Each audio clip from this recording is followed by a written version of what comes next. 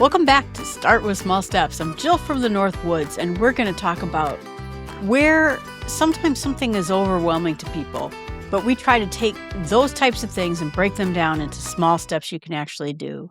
Today's topic is something that a lot of us either love it or we hate it, and we dread it: small talk. And maybe you're someone who can chat with a stranger at a grocery store like you've known them for years. That's me. Or maybe you, like a lot of people, think the idea of small talk makes you want to crawl into a hole.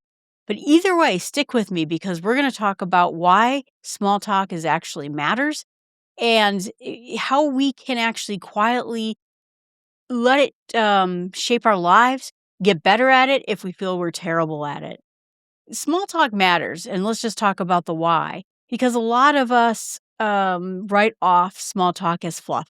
Empty chatter before about weather, before a conference, at a bar, and pointless small chit chat before a real conversation actually starts. But the thing of it is that small talk isn't pointless. It's actually doing something really important. It's an on-ramp to a connection. So think about it like this, that you can go from zero to a meaningful conversation with someone. You can get there with small talk. It's the bridge. But if you don't have small talk, you never get there. Imagine like a conversation like, "Hi, Bob. My name is Jill. Have you ever thought deeply about selling your house and moving across the country with your 2 children?" And you'd be like, "You don't even know me." But small talk is the bridge. It's how 2 people test out the water, figure out what's safely there, and find places of interest before the rapport goes any deeper than that. I'll give you an example that was kind of funny. So in my last job, I used to go to a conference that was my company's software conference. And there was a new employee, and she said, "Hey, Jill, do you mind if I hang out with you and you can introduce me to some people? It's going to be important. I know a lot of people." "Oh, sure, absolutely." And by the end of the day, she knew a ton of people. We made all these introductions, and she said, "You're really good at small talk. I always thought that small talk was painful and terrible, but you really get to the core of people very quickly. You introduce a fact." There was one fellow I remember where we were talking about the vacations we had taken this year. Turns out he loves to go fishing. Well, I used to fish when I used to go fishing with my dad. Suddenly, we had a connection. We could talk about fishing together. And so very quickly, we were able to zero in on something the 2 of us had in common.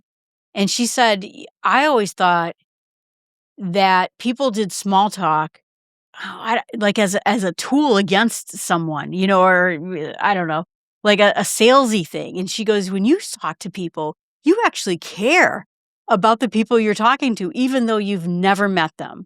It's something I've always been really good at. I talk to people in the grocery store. I talk to people in line. The other day, we were at a crane rescue, and suddenly we looked down on the ground, and there were hundreds of crayfish crawling around the ground. Some people call them crawdads. But anyway, they were just everywhere. And there was this guy who was standing there with a bucket picking them up as a maintenance fellow. And so I just went right up to him and I said, "Hey, what happened here?" Told us this whole story about this pipe got flooded, it burst, and it spilled out everywhere. And what came out of it was crayfish. And he was trying to save them and put them into another pond before they dried out. You never know things. You learn a lot of things by just talking to people. So small talk is a social muscle. Like anything else, conversation is a skill. The more low stakes small talk you do, the more comfortable you get with conversation in general.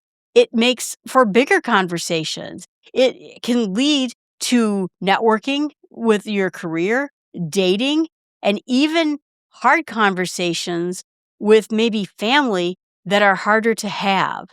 It becomes less intimidating to have small talk.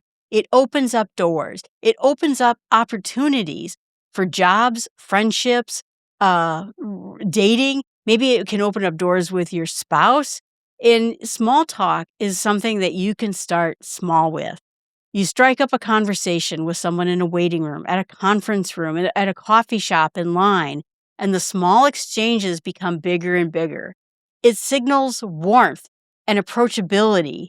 And when you engage in small talk with people, the cashier, the neighbor, the coworker, the people you don't know very well, you're signaling to them that you're friendly and open, and that reputation will follow you around. People remember how you made them feel, even in the 30-second interaction that you had with them. It can help combat loneliness. And this is the big one. When we're in the middle of what researchers are calling a loneliness epidemic, small talk, as small as it sounds, is a tiny dose of human connection. It reminds you, but it reminds the other person too, you're both not invisible. You exist inside of a community and you can relate to other people.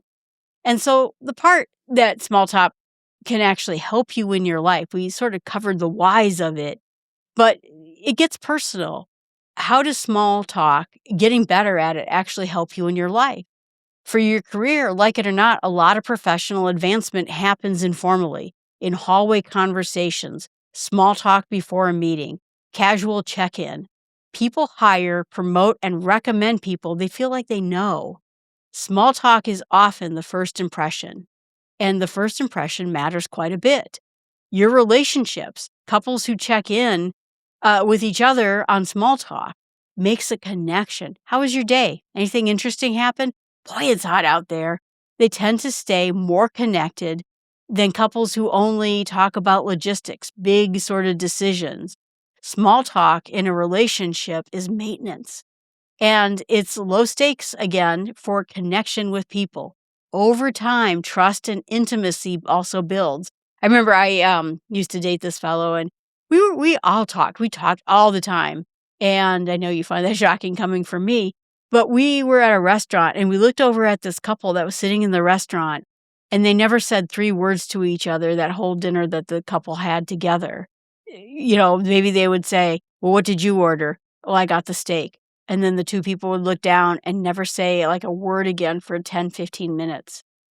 But the other part that helps you with small talk is your mental health. And this one surprises people because people think that you should avoid small talk for mental health reasons, but instead, brief, friendly interactions with other people, even strangers, has been linked to small boosts in mood and a general sense of belonging. I think it's also cognitively engaging with people. You don't need to have a deep conversation every day to feel connected with people. Sometimes a 30-second conversation, an exchange with the coffee shop person is enough to remind you, to make you feel like you're a part of this world. It can also help with your confidence. Every time you have small talk interactions, and then it goes fine, even a little, even if it was a little awkward, I guess, you've built evidence that you can talk to people. The evidence accumulates, and over time, it will chip away at any sort of anxiety you have. Small steps is if you're bad at small talk. What can you do if you don't feel like you're very good at it? And here's the part that you've probably been waiting for, especially if small talk doesn't come naturally to you. The good news is you don't have to become an extrovert overnight. I'm an extrovert. I've been it my whole life. You can be an introvert and take small steps that we're going to talk about here. The first step is to lower the bar. A lot of people avoid small talk because they think they have to be witty or interesting, and you don't. The goal of small talk isn't to impress at other people. It's just to acknowledge another human. Nice weather today is a complete and successful small talk interaction. Let go of any sort of pressure to be clever or memorable. Just talk, human level. Then you can use something that's called the Ford method, and it's an old trick, but it really works. So the idea, Ford stands for family, occupation, recreation, and dreams. So if you're stuck about what to say, "Oh, do you have any family in this parts of the town, or did your family grow up here? What do you do?" Occupation. "And do you have any fun plans this weekend? It's 4th of July. You didn't get to do anything exciting? Do you set off fireworks?" And then the last one is dreams. What is it, you plan on doing? You've been in this company, for a while. Do you feel like that you're going to go ahead and eventually become like a leader inside this hospital? Well, sometimes maybe that's a little bit on the more difficult scale. But essentially, what dreams do you have? Do you ever have a dream of traveling? You were in England. Have you ever thought about going to the Lake District and really doing a significant hike? What is it but a built-in script so you never have to really start from zero? And what's nice about it, like that guy I found out about fishing, it turns out he loves fishing, and we talked a great deal about fishing, and we became friends for decades off of that fishing conversation. So instead of firing off questions like you're doing some kind of an interview, try commenting on something shared in this environment. Wow, this line is really moving slowly today, or wow, look at that cake up there. Oh, that looks really good. I love that they finally fixed the parking lot outside. They worked really hard on it, and it was kind of a pain while they're working on it, but it's really nice now. A comment is a lower pressure thing than a question, and it invites other people to respond if they want to. The other step 4 is then practice low stakes places. Don't start with your boss or the dude you have a crush on at church. Start with the checkout clerk, the person who's walking their dog down the street, the coffee shop guy who's giving you your macchiato. These are people you'll likely never see again, or maybe you'll see again, but it's not high stakes conversation. It's a perfect low risk situation that you can kind of get some practice in. Set tiny specific goals. Instead of, I'm going to get better at small talk, try something concrete like, today I'm going to say one sentence to the cashier besides thank you. One small step. That's all it takes. And you do that for a week and you start to notice how much easier and more natural this becomes. Step 6 is let silence be okay. A pause in a conversation is not a failure. It's not your job to fill every silence with brilliant words. Sometimes the kindest, most confident thing you can do is just let a beat pass without panicking. Just kind of let a moment pass between it. So if you're at a conference and you're talking to someone and you say, I was wondering, you said that you went hiking in Italy before. Are you planning on doing other hikes? And then the person kind of, let it happen. Let them have a moment to think about it. Or if they say, no, not really, that's fine. Okay. That's okay too. And then step 7 is to exit gracefully. Part of small talk is the anxiety of not knowing when to end it. People, it's particularly in the Midwest, we have something that is kind of historic with us, that when we're at the door, we're leaving someone's house, people will stand there for a little hour not being able to say goodbye. So you're going to get good at this, right? You're just going to not have a dramatic exit line.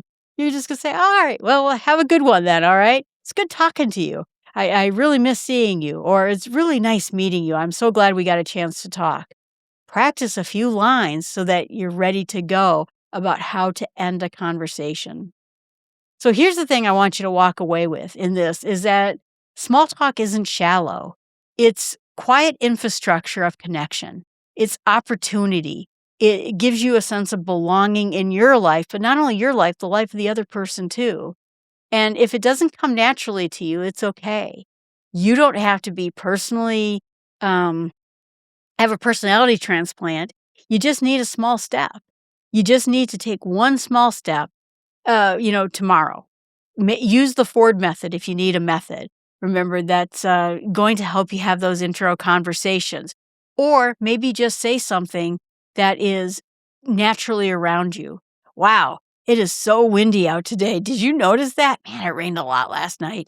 And just try it out with one extra stranger. Whatever it is, just try a small step. All right, everyone, thanks so much. I appreciate you spending time with me. If this episode helps you, share it with someone who might need an extra nudge towards more connection in their lives. And if you want to contact me, you can email me at jill@startwithsmallsteps.com or find every podcast I do. Everything is on YouTube and a podcast at jillfromthenorthwoods.com. I also just started a Substack. You can read that there too. Thanks so much. Have a great day.